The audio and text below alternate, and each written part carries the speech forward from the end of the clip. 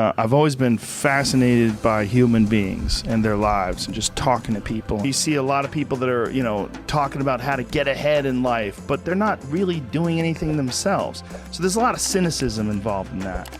But there's also sincerity in it. And you can get, if you just look at it with a pure heart and a pure mind, you can get a lot of energy out of that. It's like the tide. It comes in and it comes out. There's going to be days where you're just not feeling so good physically, and that's going to affect the way your happiness level is. It's never static. It's never exactly the same. I mean, it never feels like a completed task, right? Everyone's a work in progress forever. People love when people appreciate good fortune and appreciate a well-earned position and are, engrossed in a beautiful life of something that they really enjoy and something that really inspires them. One of the saddest things is someone who's in an amazing position who doesn't appreciate it. And that drives other people crazy too. There's certain guys that are just bulletproof. They just look at you and they know what to do. There's a reason why he's undefeated. He knows how to do it. But for a guy like that, it doesn't matter what you do. He's a Michael Jordan type character. There's a few of those guys out there. There's these LeBron Jameses, these Larry Birds. They exist in all sports. They have this mindset, a champion mindset. Just champions. You look at them, it doesn't matter. They know what they're doing. They've done the work. They're the best in the business. You can mean mug them and get aggressive. They might smile at you. They might think, this is cute. You're trying to make me nervous. Hilarious. See you tomorrow. There's certain guys that it doesn't matter. You can't get in there. There's certain champions, real champions. Potential education that you would get from that situation. The bad feeling that you get when someone scores on you is motivation for you to be better at defense. Whether it's someone who becomes really good at playing chess or someone who's really good at martial arts or whatever it is, there's a great feeling in overcoming these difficult things. It makes me want to work harder. And in that sense, as long as someone's not doing anything bad, as long as someone's not victimizing someone, what they're doing is they're showing you that it's possible to do better than you're doing. Yeah. And that's good. Participating in things that are going to test you is so critical. Giving them this opportunity to realize that there's a line between success and failure, and that you could push through that line.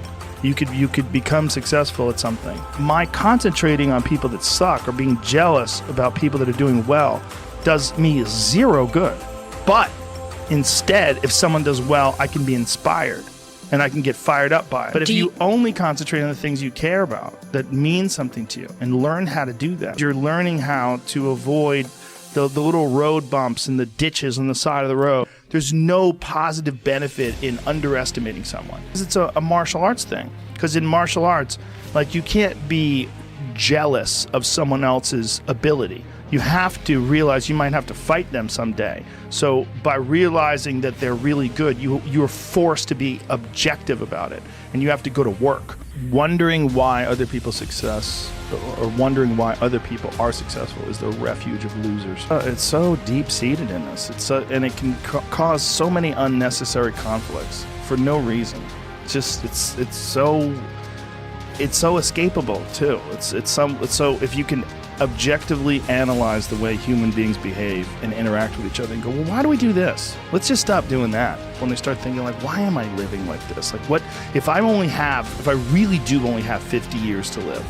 Why am I living these 50 years in some really unproductive way that's not satisfying at all? Because I just want a bigger house? What is it? Do I want a faster car? What's the end goal too? What are you trying to accomplish with your life, with your existence, with your time? And if you're just about acquiring wealth and money, some people they're going to be very deeply unhappy, and it's going to be this weird game of acquiring influence and power till you just have this insurmountable mound of money that you live on top of, right? What is the purpose of this path that I'm on now versus a path that I could be on?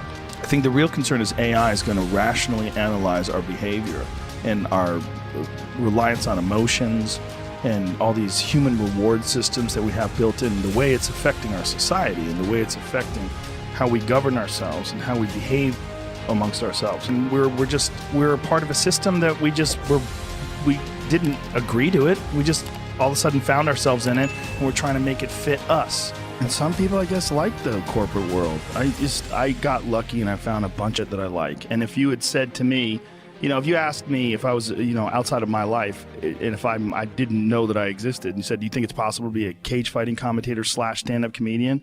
I'd be like, no. Right. They don't go together. These unconventional paths, they brought me something that I wasn't getting from regular life. It was a feeling that I was completely unused to in the 14 previous years of my life. All of a sudden, there was this feeling that I was unusual. I was unique. I was special. There was no way I was ever going to be able to hold a regular job. And then I got lucky when I was 21 and I found stand-up. And so from then on, I'd kind of like locked into this thing where I'm just going to do what I like, because everybody's giving me advice to do this and advice to do that. And it never seems to be what I want to do. We sometimes need something that's shoved in our face to force us to act. I think there's a lot of people out there like that. And for some awful reason, they never find whatever it is that can break them free. They never catch a ride on that river out. If everyone, the lowest you could live is like a middle class existence. Yes. Boy, everybody would all be a lot more relaxed immediately. If you always had meals, you always had food, you always had a roof over your head. Everyone lives middle class. Right. If we really are on a team and we see someone who's completely downtrodden who's on our team and we ignore them, well, that's not much of a team, is it? No. I mean, that's what I feel like when I come to red lights and I see homeless people. That whatever genius they have is wasted on this nonsensical existence. You choose to try to enrich yourself with this difficult experience and the challenge of it and try to overcome that challenge. Instead of your challenge is not to get killed by a gang. Wouldn't it be more ethical if everybody started from the same starting block? Well, that's what's wrong with the world, right? What's wrong with the world is some people are in they have a terrible hand of cards they've been dealt. That's what everybody really wants, right? You want to be comfortable, like in terms of like your ability to exist. And then all the things you're doing that you struggle with should be a good percentage of them, other than emotional and friendship type things, should be of your own choosing. The idea that that's impossible seems so insane. It almost seems like, well, then nobody should live like that then. Well, so many of us are trapped in the expectations and values of our parents too. That's a real problem when people don't let their children become an individual. And your attitude has a giant effect, not just on your life, but on other people's lives around you. That's the other thing about it. Those I can't catch a break guys, get them away from me. I can't be around those guys. I don't want to hear that. I think what you can do is be yourself. And what you can do is express yourself. And what you can do is constantly seek to improve and grow. Because everybody has bad breaks. Yeah. I've had bad breaks. But you know what I did? I stayed up. Yeah. And I thought through it. And I figured out what I did wrong. And then I went back.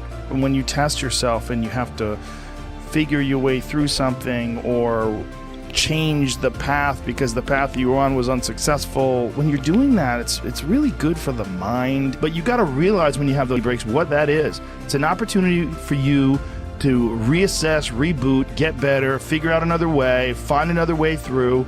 It's just little challenges, with life experience and developing confidence and understanding of who you are and why you had those feelings and why you were insecure and why you had so much self-doubt.